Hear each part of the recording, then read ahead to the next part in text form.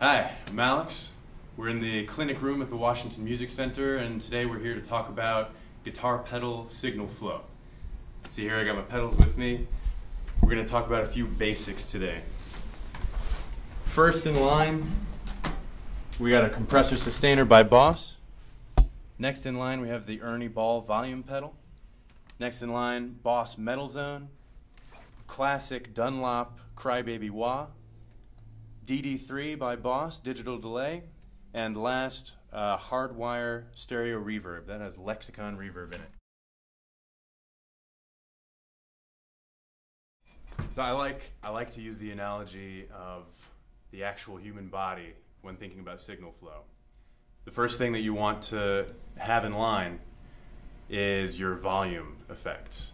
You're talking about diaphragm, you're talking about lungs, you're talking about power. That's the first thing that happens when you speak. So you have power. Next is the vocal cords. That's your effects, things like distortion, things like chorus, other modulating effects, but we're not going to get too much into modulation today. Those kinds of sounds. Then you have the mouth, which is filters, wah pedal, things like that, auto wah. That actually changes the tonality of the sound that you're making. Ow, wah, wah, wah. Next, you have the room sound, the room around you, things like reverb, things like echo. Now that's after the sound has occurred, and that's the last thing in the chain. So here are 3 common mistakes that are made. First, you have the wah.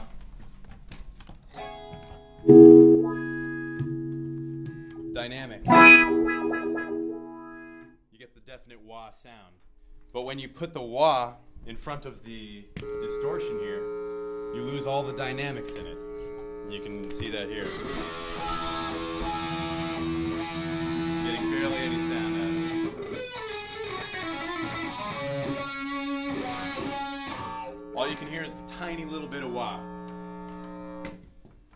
Next common mistake is putting the reverb before the distortion. Here's the reverb.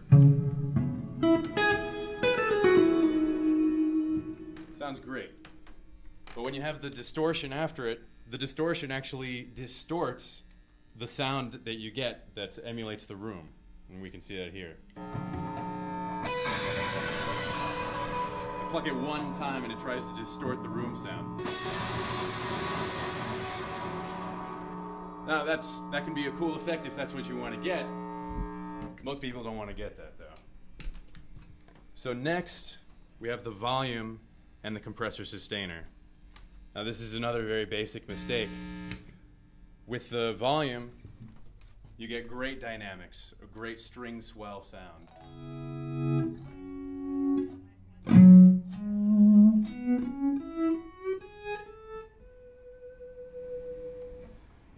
But with the compressor sustainer after it, in the signal flow, you lose all of your dynamics in your volume pedal. And it just goes from 0 to 100. Just with a little tilt. You get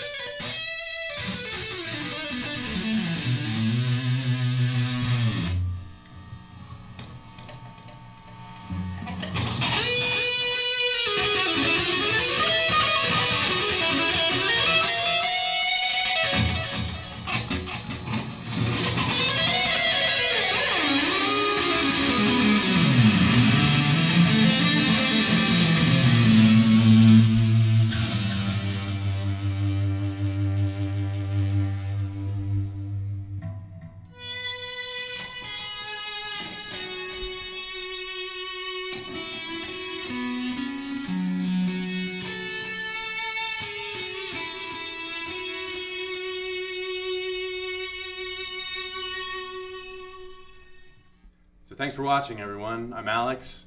This is the Washington Music Center here in the clinic room. You can visit us at chucklevins.com, or call us at 301-946-8808.